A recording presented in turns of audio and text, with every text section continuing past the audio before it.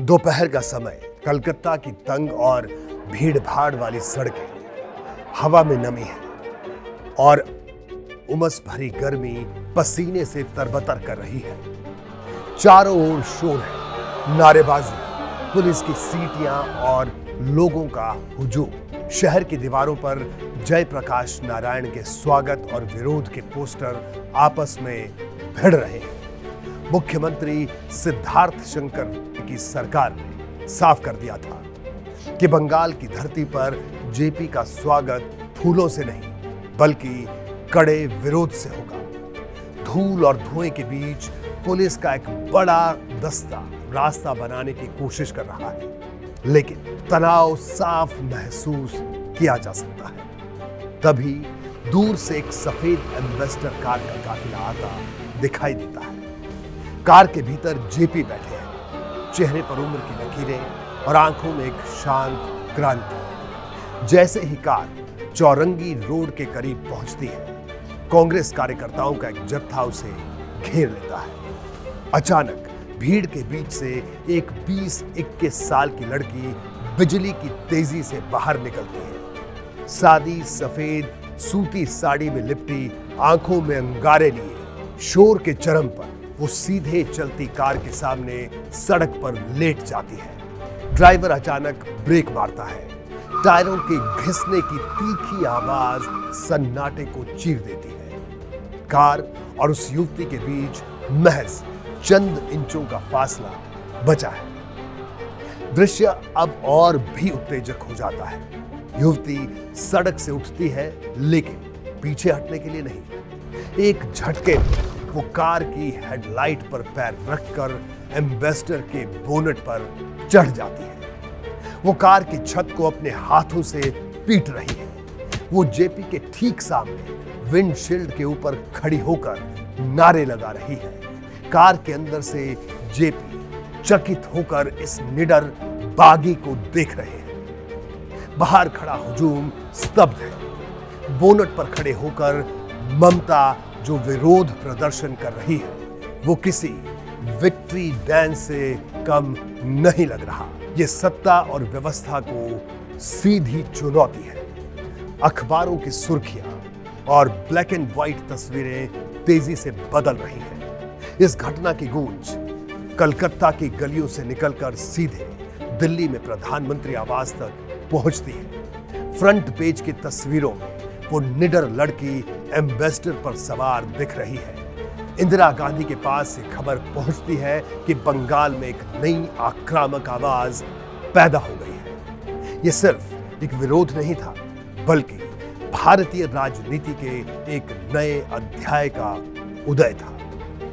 उस दिन बोनट पर चढ़ने वाली उस युवती ने केवल एक कार नहीं रोकी थी, बल्कि अपने राजनीतिक सफर की उस तेज रफ्तार गाड़ी पर वो सवार हुई थी जो आगे चलकर 34 साल पुराने लाल वामपंथी कैसल को जमींदोज करने वाली थी। ये युवती ऑफ कोर्स ममता बनर्जी थी।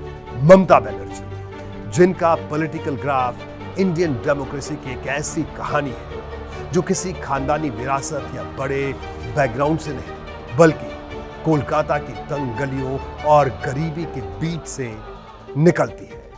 उन्हें समझने के लिए सिर्फ उनका सीएम बनना देख लेना काफी नहीं है, बल्कि उस दौर को देखना जरूरी है जब 1950 और 60 के दशक में कालीघाट के माहौल में उनकी नींव पड़ी थी। तो यहीं से शुरू करते हैं कहानी दीदी की। बिफोर वी स्टार्ट, एक जरूरी और इंटरेस्टिंग बात गौर कीजिए। ये वो दौर था जिस दौर में लालू यादव, मुलायम सिंह यादव, नीतीश कुमार जैसे छात्र नेता जेपी के फॉलोअर बनकर अपनी पॉलिटिक्स सेट कर रहे थे। उस दौर में एक लड़की जेपी की गाड़ी पर चढ़कर उनका पुरजोर विरोध कर रही थी। मतलब almost 1 versus all.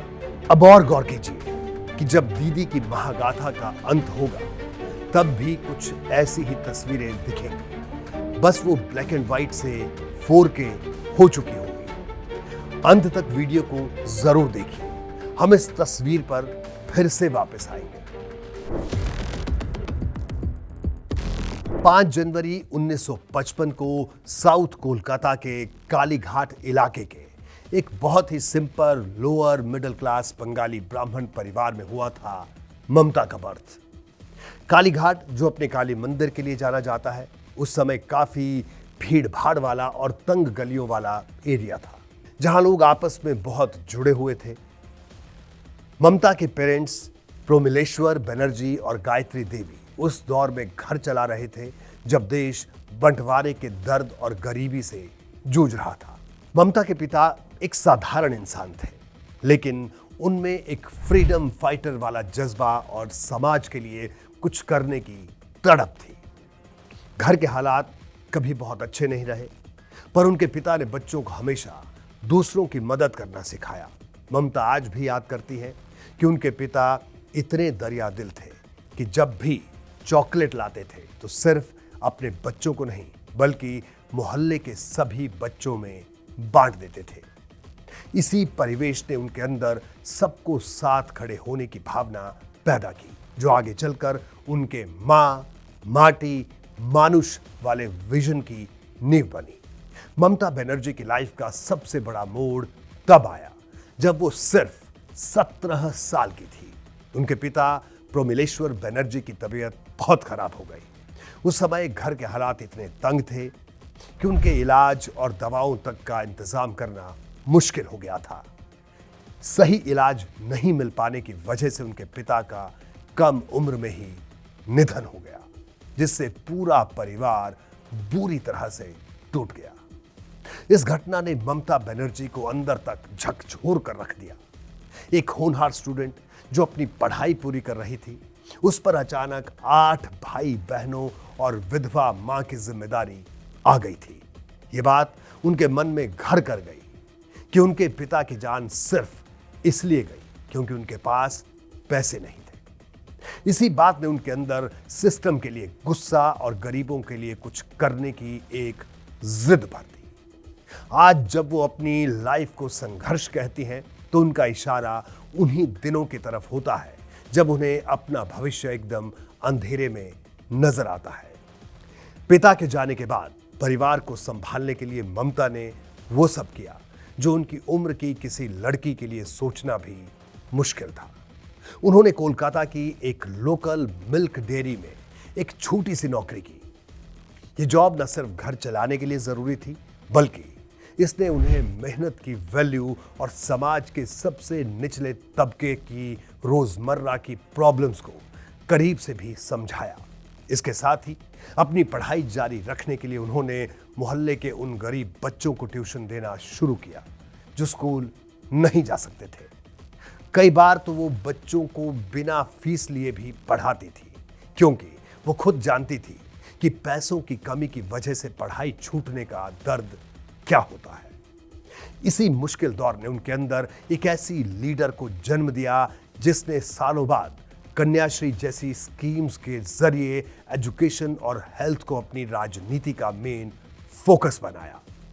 Mamata Banerjee की पढ़ाई लिखाई का असर उनकी गजब की इच्छा शक्ति का सबूत है।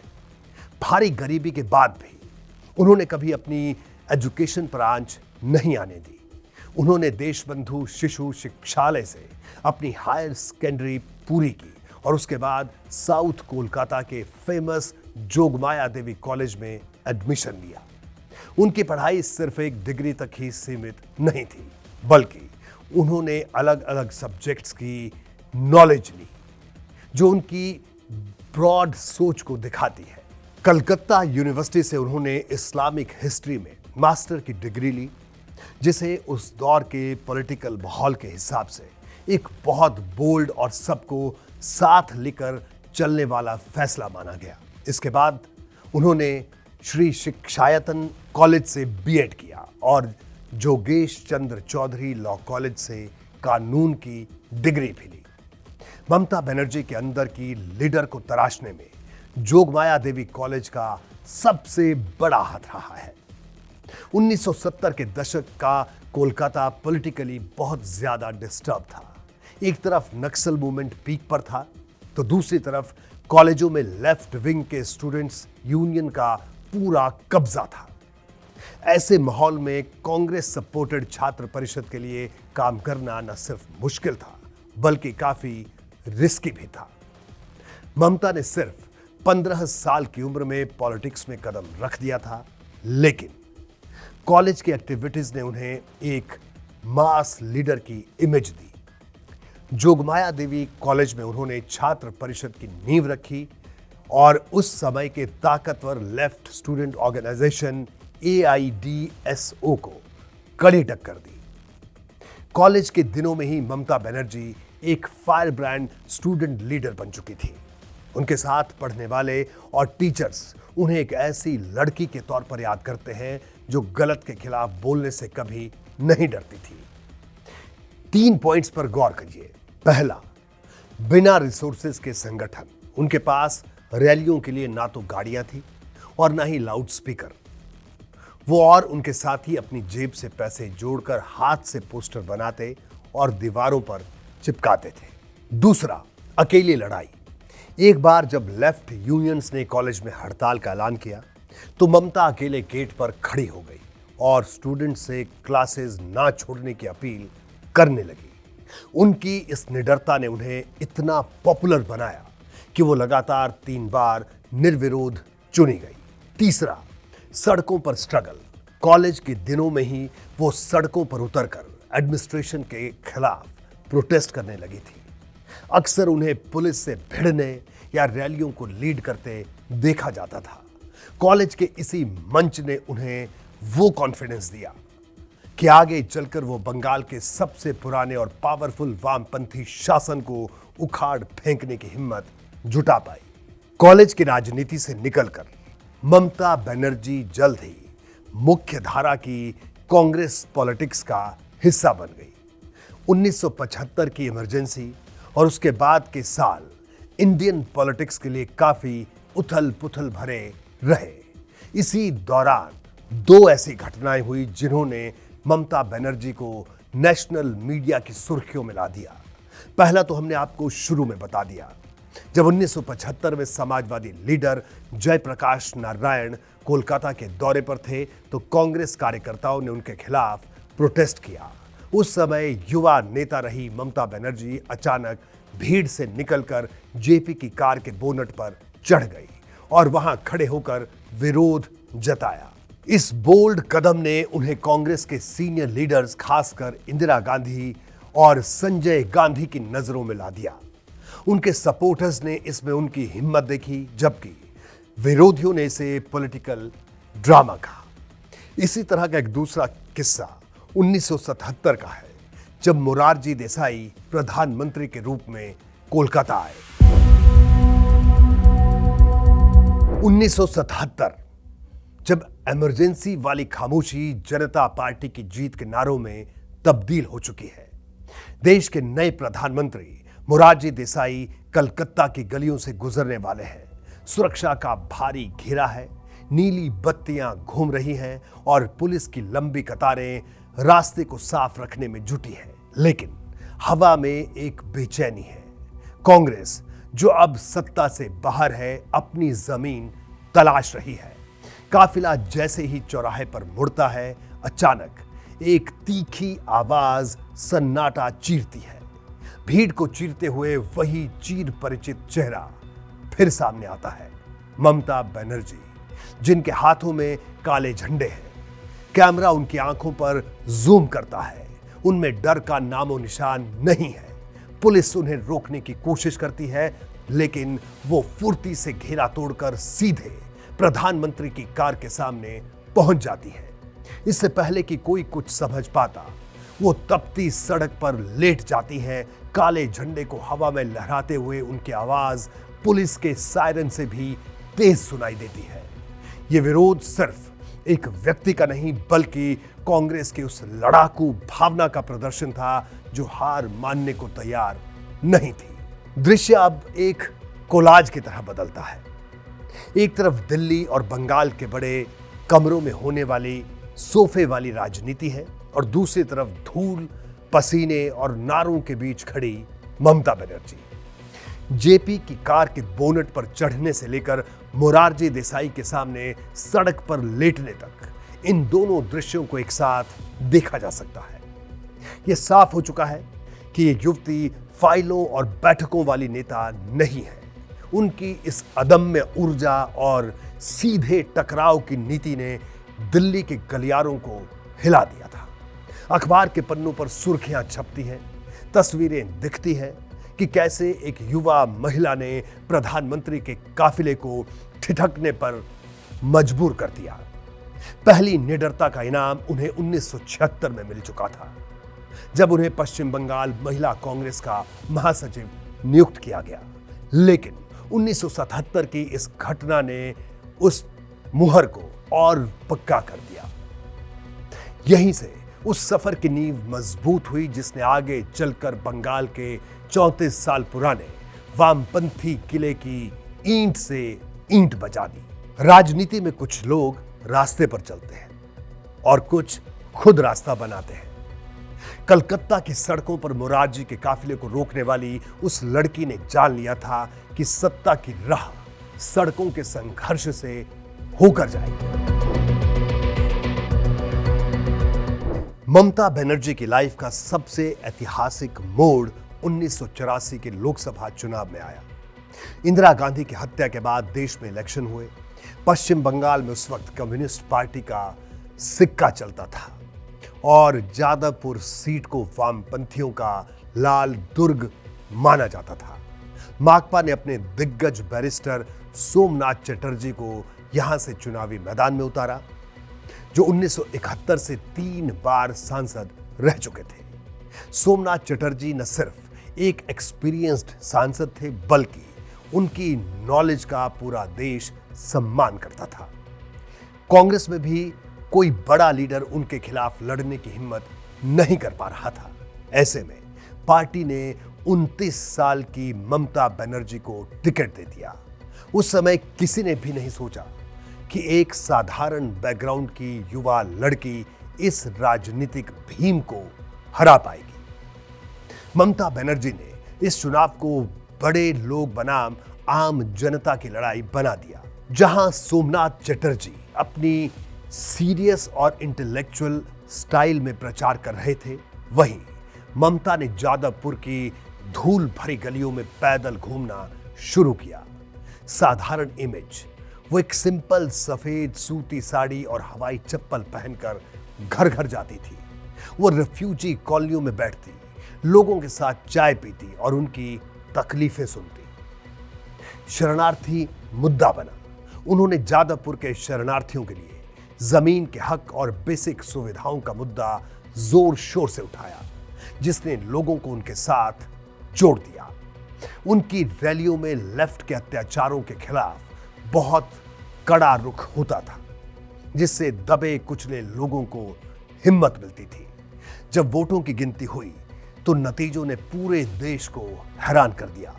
ममता बनर्जी ने सोमनाथ चटर्जी को लगभग 19,660 वोटों से हरा दिया था। यह जीत इंडियन इलेक्शन हिस्ट्री के सबसे बड़े उलटफेर में से एक थी। रातों रात ममता बनर्जी को जायंट किलर के रूप में पहचान मिली और वो भारत की सबसे युवा सांसदों में एक बन गई। सांसद बनने के बाद भी ममता बनर्जी का स्वभाव जरा भी नहीं बदला। संसद के अपने पहले ही सेशन में उन्होंने जादवपुर के शरणार्थियों के हक की बात इतनी मजबूती से उठाई कि स्पीकर को उन्हें अलग से वक्त देने के लिए मजबूर होना पड़ा। उनकी सादगी और लड़ने वाले तेवर ने उन्हें दिल्ली के सियासी गलियारों में भी एक अलग पहचान दिला दी। हालांकि 1989 के चुनाव में उन्हें एक बड़ा झटका लगा जब वो मालिनी भट्टाचार्य से चुनाव हार गई। लेकिन यह हार उनके लिए सिर्फ एक छोटा सा ब्रेक साबित हुई। वो इस हार से टूटी नहीं, बल्कि उन्होंने सड़कों पर अपना संघर्ष और तेज कर दिया। 1990 में हाजरा में उन पर एक जानलेवा हमला हुआ, जिसमें उनके सर पर गंभीर चोटें आई। यह उनके पॉलिटिकल करियर का एक बहुत ही कठिन वक्त था। लेकिन जैसा कि उनके बारे में कहा जाता है, वो एक ऐसी लीडर है जो चोट खाकर और ज्यादा मजबूत हो जाती है। दोपहर का वक्त, तारीख 16 अगस्त 1990। कोलकाता का मशहूर हाजरा क्रॉसिंग यह सिर्फ एक मोड़ नहीं है, बल्कि बंगाल की पॉलिटिक्स का एक हॉटस्पॉट है। मॉनसून की हल्की बूंदाबांदी हो रही है, चारों तरफ कांग्रेस के झंडे लहरा रहे हैं और भीड़ के बीच में खड़ी है एक दुबली पतली लेकिन बहुत ही तेज तर्रार लड़की, ममता बनर्जी। वो एक रैली को लीड कर रही हैं। नारेबाजी की आवाज इतनी लाउड है कि आसपास की बिल्डिंग्स की खिड़कियां थरथरा रही हैं। वहां जोश भी है और एक अजीब सी टेंशन भी। अचानक माहौल एकदम से बदल जाता है। भीड़ के कोने से सीपीएम समर्थकों का एक गुस्साया हुआ जत्था निकलता है। उनके हाथों में डंडे और लोहे की रॉड्स हैं। पूरे इलाके में एक चिल्लाहट गूंजती है, ओक मार दे, यानी इसे मार डालो, इसे मार डालो। पुलिस का घेरा टूट चुका है। अफरा तफरी के बीच एक हमलावर लालू आलम ममता की तरफ झपट्टा मारता है। उसके हाथ में एक भारी लोहे की रॉड है। कैमरा रॉड के स्विंग पर फोकस करता है, जो सीधे ममता के सिर पर लगती है। एक तेज आवाज और फिर कुछ पलों के लिए सन्नाटा। हमलावर का नाम लालू आलम बताया जाता है, लेकिन सिर्फ टीएमसी सोर्सेज में। ममता की सफेद सूती साड़ी पर खून का पहला कतरा गिरता है, जो देखते ही देखते गहरे लाल रंग में बदलने लगता है। वह जमीन पर गिर पड़ती है, लेकिन उनकी आंखों में अब भी वही पुरानी जिद और आग है। सीन अब बदल जाता है। अब हम एसएसकेएम हॉस्पिटल के एक ठंडे और सफेद दीवारों वाले कमरे में हैं। चारों तरफ मशीनों की बीप बीप की आवाज आ रही है। ममता के सिर पर पट्टियां बंधी हैं, चेहरा पीला पड़ चुका है, लेकिन सांसें चल रही हैं। हफ्तों तक वो मौत से लड़ती रही। उनके होश में आने का इंतजार हो रहा है। जैसे ही वो अपनी आंखें खोलती है, उनके आसपास खड़े लोग उनका हाल पूछते हैं। ममता एक हल्की सी मुस्कान के साथ बिल्कुल फिल्मी अंदाज में कहती है, शायद यमराज ने मुझे इसलिए वापस भेज दिया क्योंकि उन्हें लगा होगा कि अगर ये लड़की वहां आ गई तो वहां भी स्ट्राइक शुरू कर देगी। हर जगह ममता की वो खून से सनी सफेद साड़ी की तस्वीरें छप चुकी हैं। यह तस्वीर सिर्फ एक हमले की गवाह नहीं थी, बल्कि एक नए संघर्ष का सिंबल बन गई। लोगों ने उन्हें अब सिर्फ एक नेता नहीं, बल्कि एक सर्वाइवल की तरह देखा। हाजरा मोड़ की उस रॉड ने ममता के सर पर चोट जरूर की थी, मगर उसी चोट ने उनके पॉलिटिकल करियर को उस रास्ते पर डाल दिया जो सीधे रॉयटर्स बिल्डिंग, यानी सत्ता का केंद्र, वहां तक ले जाता था। दोपहर का वक्त, तारीख 7 जनवरी 1993। रॉयटर्स बिल्डिंग ये वो जगह है जहां से दशकों से बंगाल की किस्मत लिखी जा रही है। बिल्डिंग के अंदर एक भारी सन्नाटा है, लेकिन मुख्यमंत्री ज्योति बसु के ऑफिस के बाहर का गलियारा आज बैटलफील्ड बना हुआ है।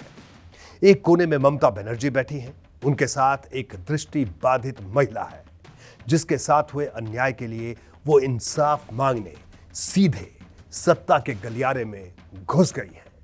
आंखों में थकान है, लेकिन तेवर बिल्कुल वॉरियर जैसे। वो जिद पर अड़ी है कि जब तक मुख्यमंत्री जवाब नहीं देंगे, वो यहां से नहीं हिलेंगी। तभी गलियारे के दूसरे छोर से पुलिस और एडमिनिस्ट्रेशन के बड़े अधिकारियों की फौज आती दिखाई देती है। माहौल में टेंशन एकदम हाई है। मुख्यमंत्री के ऑफिस की ओर से क्लियरेंस का ऑर्डर आ चुका है। अब एक शॉकिंग सीक्वेंस कैप्चर होता है। पुलिस ममता बनर्जी को वहां से जबरन हटाने की कोशिश करती है। बहस धक्का मुक्की में तब्दील हो जाती है। एक सिटिंग केंद्रीय मंत्री, एक महिला नेता, लेकिन सत्ता के नशे में चूर सिस्टम सब कुछ भूल चुका है। अचानक एक पुलिस अधिकारी ममता को बालों से पकड़कर घसीटना शुरू करता है। यह सिर्फ एक महिला पर हमला नहीं था, बल्कि भारतीय लोकतंत्र के चेहरे पर एक गहरा दाग भी था। ममता को उन ऐतिहासिक सीढ़ियों से बेरहमी से नीचे धकेला जा रहा है। सीन अब और भी इंटेंस हो जाता है।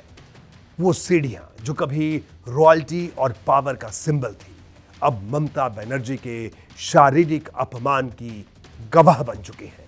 उन्हें घसीटकर बिल्डिंग से बाहर फेंक दिया जाता है। ममता सड़क पर गिरती है। उनके कपड़े धूल से सने हैं, बाल बिखरे हुए हैं, लेकिन जैसे ही वो अपना सिर उठाती हैं, उनकी आंखों में एक खतरनाक चमक दिखाई देती है। ये वो पल है जहां एक नेता आइकॉन में तब्दील हो जाता है। वो कंक्रीट की सीढ़ियां उस दिन सिर्फ ममता बनर्जी को नीचे नहीं गिरा रही थी, बल्कि ज्योति बसु के उस अजय साम्राज्य की उल्टी गिनती शुरू कर रही थी। रॉयटर्स बिल्डिंग के उन गलियारों ने एक ऐसी योद्धा को जन्म दिया था जिसने कसम खा ली थी कि अब यहां तभी लौटेगी जब यह लाल किला उसका होगा। समय तेजी से 1993 के कैलेंडर के पन्ने पलटता है। 21 जुलाई पर जाकर रुकता है।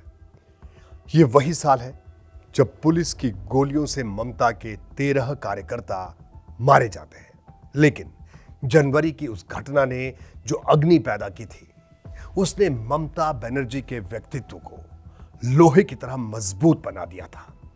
स्क्रीन पर धुआं और फ्लैशबैक दिखाई देते हैं। हाजरा मोड़ की रॉड, रॉयटर्स बिल्डिंग की वो सीढ़ियां और फिर 2011 का वो मंजर जब वही महिला उसी बिल्डिंग में मुख्यमंत्री बनकर दाखिल होती है। जैसे जैसे समय बीता, कांग्रेस के भीतर ममता बनर्जी का दम घुटने लगा। इसकी मेन वजह वैचारिक और स्ट्रैटेजिक थी। ममता बनर्जी का मानना था कि पश्चिम बंगाल में कांग्रेस की स्टेट यूनिट और दिल्ली का नेतृत्व सीपीआईएम के खिलाफ उतने आक्रामक नहीं है जितने होना चाहिए। उन्हें फील हुआ कि कांग्रेस के भीतर रहकर लेफ्ट के क्रूर शासन के खिलाफ निर्णायक लड़ाई लड़ना नामुमकिन है, क्योंकि पार्टी के अंदर ही कई लोग वामपंथियों के प्रति सॉफ्ट रवैया रखते हैं। 1992 में स्टेट कांग्रेस के प्रेसिडेंट इलेक्शन में सोमेन मित्रा से मिली हार ने इस झगड़े को और ज्यादा बढ़ा दिया। ममता उस समय स्टेट यूथ कांग्रेस की प्रेसिडेंट थी और पीसीसी प्रेसिडेंट की कुर्सी की मांग कर रही थी। 1997 में भी यही इतिहास दोहराया गया जब वो महज 27 वोटों से ये पद हारी। 1997 में जब कोलकाता के नेताजी इंडोर स्टेडियम में कांग्रेस का नेशनल सेशन चल रहा था, तब ममता बनर्जी ने स्टेडियम के बाहर अपनी अलग मीटिंग करके बगावत का बिगुल फूंक दिया। आखिरकार 1 जनवरी 1998 को उन्होंने ऑल इंडिया तृणमूल कांग्रेस की शुरुआत की। तृणमूल कांग्रेस का बनना सिर्फ एक नई पार्टी का आना नहीं था, बल्कि पश्चिम बंगाल में एक्टिव प्रोटेस्ट की एक नई भाषा की शुरुआत थी। ममता बनर्जी ने समझ लिया था कि वामपंथियों के कैडर बेस सिस्टम का मुकाबला उन्हीं के अंदाज में सड़कों पर उतरकर ही किया जा सकता है। वामपंथ के 34 साल के किले में पहली बार बड़ी दरार सिंगूर के खेतों से शुरू हुई।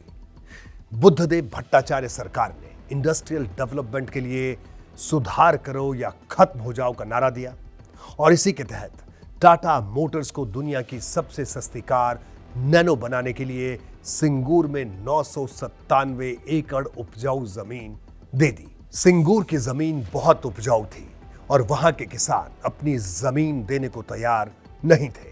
प्रशासन ने पुराने कानूनों का सहारा लेकर जबरदस्ती जमीन छीनने की कोशिश की, जिससे किसानों में भारी गुस्सा भर गया। ममता बनर्जी ने इस मौके को समझा और किसानों के हक में सिंगूर कृषि भूमि बचाओ कमेटी बनाकर आंदोलन छेड़ दिया। वामपंथियों की असली ताकत वो किसान थे जिन्हें उन्होंने जमीन सुधारों के जरिए मजबूत किया था। लेकिन जब उन्हीं कम्युनिस्टों ने बड़े बिजनेसमैन के लिए किसानों की जमीन छीनी, तो किसानों को लगा कि उनके साथ धोखा हुआ है। ममता बनर्जी ने 26 दिनों के उपवास को जनता ने एक पॉलिटिकल तपस्या की तरह देखा। लोगों के मन में यह बात बैठ गई कि दीदी हमारे लिए अपना शरीर सुखा रही हैं, जबकि कॉमरेड महलों में बैठकर उद्योगपतियों के साथ हाथ मिला रहे हैं। सिंगूर की आग अभी ठंडी भी नहीं हुई थी कि नंदीग्राम ने वामपंथी शासन के ताबूत में आखिरी कील ठोक दी। ईस्ट मेदिनीपुर के नंदीग्राम में एक केमिकल हब और SEZ बनाने के लिए 10,000 एकड़ जमीन लेने का प्लान था।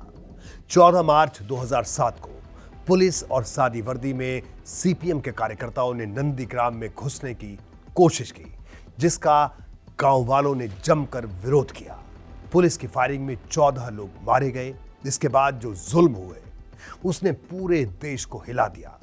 तत्कालीन CM बुद्धदेव भट्टाचार्य का यह कहना कि उन्हें उन्हीं की भाषा में जवाब दिया गया है, वामपंथ की सबसे बड़ी गलती मानी गई। नंदीग्राम की घटना ने उस डर को खत्म कर दिया जिसे वामपंथियों ने सालों में बनाया था। जब लोगों ने देखा कि सरकार अपनों पर ही गोलियां चला रही है तो डर गुस्से में बदल गया। बंगाल के बड़े बड़े बुद्धिजीवी और कलाकार जैसे महाश्वेता देवी और अपर्णा सेन, जो कभी लेफ्ट के करीब थे, अब ममता बनर्जी के साथ खड़े हो गए। ममता बनर्जी की जीत का सबसे बड़ा मंत्र था उनका नारा, मां माटी मानुष। यह कम्युनिस्टों के भारी भरकम शब्दों के मुकाबले बहुत सिंपल और इमोशनल था। मां, इसने ममता को दीदी के रूप में सेट किया, एक ऐसी बड़ी बहन जो सबकी रक्षा करती है। माटी, सिंगूर और नंदीग्राम के बाद इसने सीधे किसानों के दिल को छुआ। मानुष, इसने मैसेज दिया कि उनकी राजनीति किसी पार्टी के लिए नहीं बल्कि आम इंसान के लिए है। बंगाल की राजनीति में बुद्धिजीवी वर्ग का रोल बहुत बड़ा है। नंदीग्राम की हिंसा के बाद लेखकों और कलाकारों को लगा कि वामपंथी शासन अब सत्ता के घमंड में चूर है। ममता बनर्जी ने इस गैप को भरा। उन्होंने खुद को एक पेंटर और कवयित्री के तौर पर पेश किया। जब बंगाल के बड़े नाम ममता के लिए सड़कों पर उतरे तो मध्यम वर्ग के बीच लेफ्ट की बची कुची साख भी खत्म हो गई। ममता बनर्जी का कांग्रेस छोड़ने से लेकर सिंगूर नंदीग्राम की आग से तपकर मुख्यमंत्री बनने तक का सफर इंडियन पॉलिटिक्स की सबसे जबरदस्त कहानियों में से एक है।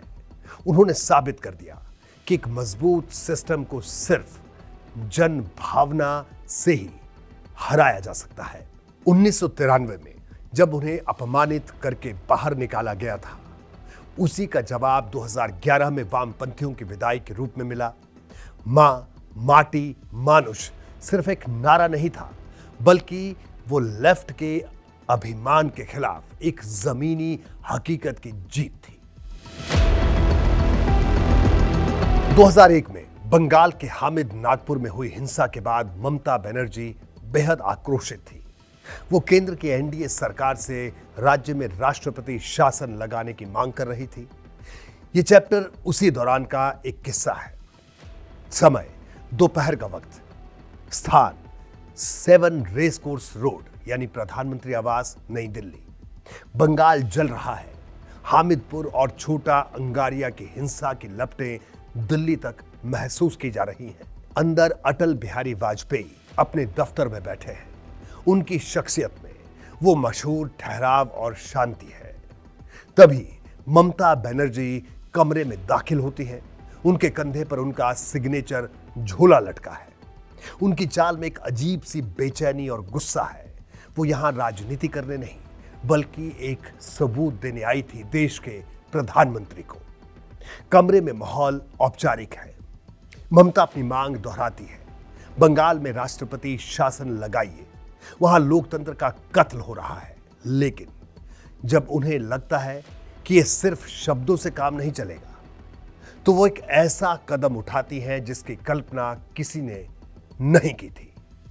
वो अपना झोला मेज पर रखती है और उसके अंदर हाथ डालती है। अगले ही पल अटल बिहारी वाजपेयी की उस साफ सुथरी और गरिमापूर्ण मेज पर इंसानी हड्डियां और खोपड़ियां एक एक करके सजने लगी। हड्डियों के टकराने की सूखी आवाज उस शांत कमरे में बिजली की तरह गूंजती है। वाजपेयी, जो अपनी वाक्पटुता के लिए जाने जाते थे, उस दृश्य को देखकर कुछ पलों के लिए एकदम सुन्न हो जाते हैं। उनकी आंखों में हैरानी और एक गहरा दुख साफ देखा जा सकता है। अब दृश्य में एक तरफ भारत के प्रधानमंत्री हैं, दूसरी तरफ आक्रोश से भरी दीदी, और बीच में वो हड्डियां जो बंगाल की हिंसा की खौफनाक गवाही दे रही हैं। ममता की आवाज अब भारी है। ये हड्डियां मेरे कार्यकर्ताओं की हैं, उन्हें बेरहमी से मारा गया है। अब और क्या सबूत चाहिए आपको? ये सीन किसी पॉलिटिकल थ्रिलर के क्लाइमेक्स जैसा है। सत्ता के सबसे ऊंचे शिखर पर बैठी शख्सियत के सामने मौत का ये सीधा प्रदर्शन ये बताने के लिए काफी था कि ममता किस हद तक जाकर अपनी लड़ाई लड़ सकती है। दिल्ली की गलियों में यह खबर आग की तरह फैल जाती है। यह घटना साबित करती है कि ममता बनर्जी के लिए विरोध सिर्फ धरने तक सीमित नहीं है, वो विजुअल और शॉकिंग पॉलिटिक्स की मास्टर है। उस दिन उन हड्डियों ने सिर्फ वाजपेयी को दंग नहीं किया था, बल्कि पूरे देश को यह बता दिया था कि बंगाल की इस बेटी के लिए संघर्ष का कोई ग्रेसफुल तरीका नहीं है। वो सड़कों की लड़ाई को सत्ता की मेज तक खींच लाई थी। ममता बनर्जी का पॉलिटिकल सफर इंडिया की पॉलिटिक्स का if not most then one of the most complex और पोलराइज्ड चैप्टर है। 70 के दशक में कांग्रेस की एक अग्रेसिव वर्कर से लेकर बंगाल के 34 साल पुराने लेफ्ट राज को उखाड़ फेंकने तक उनकी जर्नी रोड टू पावर का परफेक्ट एग्जाम्पल है। लेकिन सीएम बनने के बाद उनका ग्राफ एडमिनिस्ट्रेटिव सुधारों से ज्यादा घोटालों, पॉलिटिकल वायलेंस और केंद्र के साथ संवैधानिक जंग के लिए चर्चा में रहा। इस तरह दीदी से जुड़े विवादों के इस चैप्टर को 6 भागों में बांटा जा सकता है। ममता के राज में हुए घोटालों ने न सिर्फ बंगाल की इकोनॉमी को हिलाया, बल्कि उनकी ईमानदार वाली इमेज को भी डेंट किया। ये स्कैम्स बेसिकली पॉन्जी स्कीम और पॉलिटिकल सेटिंग का एक खतरनाक मिक्सचर थे। 3 बड़े घोटाले हमने इस वीडियो में लिस्ट किए हैं। पहला है शारदा ग्रुप और पॉन्जी स्कीम। 2013 में शारदा ग्रुप का डूबना बंगाल का सबसे बड़ा फाइनेंशियल क्राइसिस था। करीब 17 लाख लोगों के 20 से 30 हजार करोड़ रुपए डूब गए। स्कैम तब और गहरा गया जब टीएमसी सांसद कुणाल घोष और श्रीजॉय बोस जैसे बड़े नाम गिरफ्तार हुए। आरोप था कि पॉलिटिकल प्रोटेक्शन के बदले पार्टी फंड में पैसा दिया गया। दूसरा, रोज वैली स्कैम। यह शारदा से भी बड़ा स्कैम था। ईडी के मुताबिक 17,520 करोड़ रुपए से भी ज्यादा का। जब टीएमसी सांसद सुदीप बंदोपाध्याय अरेस्ट हुए तो ममता ने इसे पॉलिटिकल वेंडेटा बताया, लेकिन जांच में सामने आया कि प्रशासन ने इन कंपनियों को रोकने में ढिलाई बरती है। और तीसरा, नारदा स्टिंग। 2016 के इलेक्शन से ठीक पहले एक वीडियो सामने आया जिसमें टीएमसी के बड़े बड़े लीडर्स कैमरे पर कैश लेते दिखे। ममता ने शुरू में इसे नकारा, लेकिन बाद में कोर्ट के आदेश पर सीबीआई ने एक्शन लिया। यह कोई राज नहीं है कि बंगाल में सत्ता का रास्ता अक्सर खून खराबे से होकर गुजरता है। जिस हिंसा के खिलाफ ममता कभी लड़ी थी, सत्ता में आने के बाद उन पर वही कल्चर चलाने के आरोप लगे। अब जैसे 2018 के पंचायत चुनाव को लोकतंत्र का मजाक कहा गया, क्योंकि 34% सीटों पर टीएमसी निर्विरोध जीत गई। वजह, विपक्ष को नामांकन ही नहीं करने दिया गया। और 2021 का पोस्ट पोल वायलेंस भी इस चैप्टर में मेंशन किया जाना बेहद जरूरी है। चुनाव नतीजों के बाद हुई हिंसा ने देश को हिला दिया था। एनएचआरसी की रिपोर्ट ने तो यहां तक कह दिया था कि राज्य में कानून का राज नहीं, बल्कि शासक का कानून है। बीजेपी ने ममता पर हमेशा एक कम्युनिटी को खुश करने का आरोप लगाया, जिसे मुस्लिम अपीजमेंट का नाम दिया गया। इसके 3 उदाहरण देता हूं। पहला है इमाम भत्ता। 2012 में इमामों को सैलरी देने के इस फैसले को कोर्ट ने अनकॉन्स्टिट्यूशनल बताकर रद्द कर दिया। दूसरा है विसर्जन और मुहर्रम। मुहर्रम की वजह से दुर्गा मूर्ति विसर्जन पर रोक लगाने के फैसले पर भी हाईकोर्ट ने सख्त टिप्पणी की कि आप एक को खुश करने के लिए दूसरे के फंडामेंटल राइट्स को नहीं छीन सकते। फिर किया गया डैमेज कंट्रोल, जब दीदी ने दुर्गा पूजा क्लबों को भारी डोनेशन यानी प्रति क्लब 1,10,000 रुपए देना शुरू किया, जिसे विपक्ष इलेक्शन की रिश्वत कहता है।